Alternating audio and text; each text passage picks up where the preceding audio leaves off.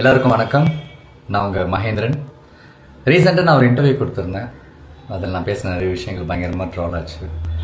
Instagram, ட்விட்டர்லேருந்து இன்னைக்கு காலைல யூடியூப்லலாம் பார்க்கும்போது எனக்கு ரொம்ப ஷாக்கிங்காக இருந்துச்சு. யாரெல்லாம் நான் ரொம்ப மதிக்கிறனோ, நான் யாரோட கருத்துக்கெல்லாம் கரெக்ட்னு இவ்வளோ நாள் என் ஃப்ரெண்ட்ஸ் கிட்ட பேசிகிட்டு இருந்தனோ, அவங்க எல்லாருமே என்னை பற்றி பேசியிருந்தாங்க. அவங்க ஒரு செகண்ட் நினச்சிருந்தா மகேந்திரன் இதை சொல்ல வரல, இதை தான் சொல்ல வந்திருந்தாரு அவங்க சொல்லியிருக்கலாம். பட் அவங்க சொல்லலை. It's okay. இது நான் தானே பேசினேன் சார், சின்ன கிளாரிஃபிகேஷன் வீடியோ கொடுத்துடலாம். அண்ட் என்னோட மக்களுக்கு நான் என்ன சொல்ல வந்தேன்றதை கரெக்டாக சொல்லிடலாம் அப்படின்றதுக்காக தான். கேள்வி கேட்டால் கரெக்டாக வந்துருமா நான் கேட்டேன். நான் யாரை பார்த்து கேட்டேன் அப்படின்னா, மின்சாரத்தை வச்சு அரசியல் பண்ணுவாங்கல்ல, மக்களுடைய ஃபீலிங்ஸை வச்சு அரசியல் பண்ணுறவங்க, அண்ட் கடைசி வரைக்கும் கேள்வியை மட்டுமே கேட்டுட்டு இருப்பாங்கள்ல, அவங்கள தான் நான் கேட்டேன். அது வெகு சில பேர் இருப்பாங்க, அவங்கள தான் கேட்டேன். நீங்கள் கேள்வி கேட்டால் கரண்ட் வந்துருமான்ட்டு. அதுக்கப்புறம் 6 மாதம் டைம் கொடுங்க, நீங்கள் கேள்வியே கேட்காதீங்கன்னு நான் ஏன் சொன்னேன் அப்படின்னா, அண்ணா ஆட்சிக்கு வரும்போது எனக்கு ஒரு 6 மாதம் கால அவகாசம் கொடுங்க, நான் கண்டிப்பாக எல்லாத்தையும் கரெக்டாக செட் பண்ணி உங்களுக்கு ஒரு நல்ல ஆட்சியை நான் கொடுப்பேன் அப்படின்னு அவர் சொன்னார். அவர் மேலே இருக்கிற நம்பிக்கையில், அன்பில், ஸோ அவரே கேட்டிருக்காரு, நம்மளும் கேட்போன்ற ஒரே சென்ஸில் தான் நான் சொன்னேன். அவர் 6 மாதம் டைம் கொடுங்க, கேள்வி மட்டுமே கேட்காதீங்கன்ட்டு. அதுவும் வெகு சில பேர், பொதுமக்கள் கிடையாது. அண்ட் அப்புறம் இந்த சோலார் சிஸ்டம்லாம் சொன்னேன். எஸ், அது என்னுடைய தப்பு தான், அது என்னோடய வார்த்தை பிழை தான். நான் ஒன்றும் பயங்கரமான ஸ்டூடெண்ட்லாம் கிடையாது. நான் ரொம்ப கஷ்டப்பட்டு 10th முடிச்சுட்டு அப்புறம் 12th போய் 11th 12th ஐயோப்பா படிக்க முடியாமல் நடுவிலே ஓடி வந்துட்டேன். ஸோ ரொம்ப சாதாரண ஒரு ஆவரேஜ் ஸ்டூடெண்ட் தான். ஸோ அதனால் நான் தப்பாக சொன்னேன். அதை நான் வந்து சோலார் எனர்ஜின்னு சொல்லியிருக்கலாம், சோலார் பவர்னு சொல்லியிருக்கலாம், சோலார் பேனல்னு சொல்லியிருக்கலாம், இந்த மாதிரி நிறைய விஷயம் சொல்லியிருக்கலாம். அங்கே நான் சரியாக என்னால் சொல்ல முடியல. நான் என்ன சொல்ல வந்தேன்றதை இப்போ நான் சொல்கிறேன். 2015 கொச்சி இன்டர்நேஷ்னல் ஏர்போர்ட், நம்ம கேரளாவில் ஒரு ஏர்போர்ட் இருக்குது. அந்த என்டையர் ஏர்போர்ட்டும் சோலார் எனர்ஜி சோர்ஸில் தான் அது ஒர்க் ஆகிட்டுருக்கு. என்டையர் ஏர்போர்ட் நீங்கள் ஃபுல்லாக பார்த்தீங்கன்னா அந்த ஏர்போர்ட்டை சுற்றி சோலார் பேனல்ஸாக தான் இருக்கும். அதில் வர்ற அந்த எனர்ஜி சோர்ஸில் தான் அந்த ஏர்போர்ட்டே ரன் ஆகிட்டுருக்கு. உலகத்திலேயே ஃபர்ஸ்ட் ஏர்போர்ட்.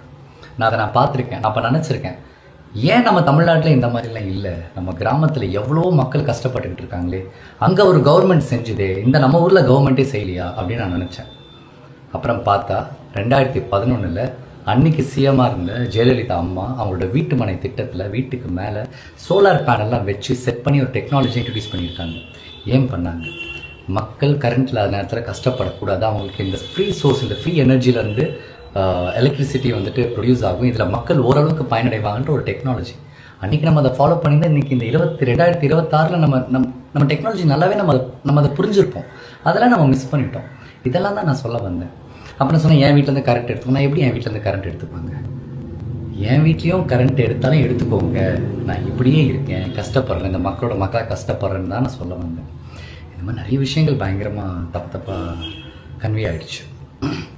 அதுக்கப்புறம் சொன்னாங்க, மகேந்திரனுக்கு பயங்கர திமிருங்க, அவன் வந்து சின்ன வயசுலேருந்தே பயங்கர திமிரு, ஒரு டேரக்டர் மணி கால் மேலே கால் போட்டு இன்னும் சீனிப்பெல்லாம் கேட்டான். அப்படிப்பட்ட ஒரு சம்பவம் நடக்கவே இல்லை. என்னை பற்றி பேசினான்னா நான் ஃபோன் பண்ணி கேட்டேன், என்னன்னா என் பேரெல்லாம் சொல்லியிருக்கீங்க, எப்போ நான் நடந்துச்சு அப்படின்ட்டு. அப்போ சொன்னேன், இல்லை மகேந்திரா, உன்னை எனக்கு சின்ன வயசுலேருந்தே தெரியும், நான் சும்மா இதை விளையாட்டுத்தனமாக பேசி சும்மா ஒரு ஃபன்னுக்கு அப்படி பேசிட்டேன் அப்படின்னு. சரி, நான் பரவாயில்ல, நான் விட்டுட்டு 2 வருஷம் ஆச்சு. இன்றைக்கி நீங்கள் அதையும் கிளறிட்டு இருக்கீங்க. மகேந்திரன் திமிரு, ஆட்டிடியூட், அவன் யாருமே மதிக்க மாட்டான். அண்ட் இன்னொரு அலிகேஷன் இருக்குது, இந்த கஷ்டத்தெல்லாம் பார்த்து மகேந்திரன் மக்களோட கஷ்டத்தை பார்த்து சிரிக்கிறேன், ஏராளமாக பேசுகிறான்ட்டு. ப்ளீஸ் எனக்கு அந்த மாதிரி பட்டத்தெல்லாம் கொடுத்துறாதீங்க. இன்றைக்கி நான் ஒரு வேளை சோறு சாப்பிட்றேன், அதுக்கு காரணமே இந்த மக்கள் தான். இவ்வளோ முக்கியமான இந்த மக்களை நான் எப்படிலாம் இருப்பேன்? என் கூட வேலை பார்த்தவங்க, என் கூட பழகினவங்களுக்கு தெரியும் நான் இந்த மக்களை எவ்வளோ விரும்புகிறேன், அவங்களை எவ்வளோ நேசிக்கிறேன் அப்படின்ட்டு. எனக்கு தயவு செஞ்சு இந்த மாதிரி தப்பான பேர்லாம் கொடுத்துறாதீங்க. இப்போ நான் சரியாக நடிக்கலை அப்படின்னா, என் படம் நல்லா இல்லை நீங்கள் சொல்லுங்கள், மகேந்திரன் சரியாக நடிக்கலை, நீ ஒன்றுமே இல்லைன்னு சொல்லுங்கள், நான் கரெக்ட் பண்ணிக்கிறேன். உங்களை இம்ப்ரெஸ் பண்ணுறமா நான் நல்ல ஆக்டராக இருக்கேன். அதை தாண்டி இந்த மாதிரி தப்பான அலிகேஷன்ஸ்லாம் ப்ளீஸ் என் மேலே வைக்காதீங்க.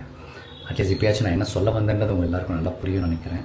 அண்ட் இந்த மாதிரி விஷயங்கள் தப்பாக போய் நிறைய பொதுமக்கள் மனசை ஹர்ட் பண்ணியிருந்தா, நான் என் மனசுலேருந்து இந்த வருத்தத்தை தெரிவிச்சுக்கிறேன். நான் என்னோட சாரியை கூட நான் கேட்டுக்கிறேன், மன்னிப்பு கூட நான் கேட்டுக்கிறேன். என் மக்கள்கிட்ட கேட்கல எனக்கு என்ன பிரச்சனை, எனக்கு இது பிரச்சனையே கிடையாது. அவ்வளோதான். எனக்காக டைம் எடுத்து இந்த வீடியோ பார்க்குறவங்க எல்லாருக்கும், இந்த மாதிரி கஷ்டமான ஒரு டைமில் இந்த மாதிரி இருக்கும்போது எனக்காக என் ஃப்ரெண்ட்ஸாக இருக்கட்டும், யாரை கால் பண்ணவங்க, டெக்ஸ்ட் பண்ணவங்க எல்லாருக்குமே ரொம்ப ரொம்ப தேங்க்ஸ். Love you all.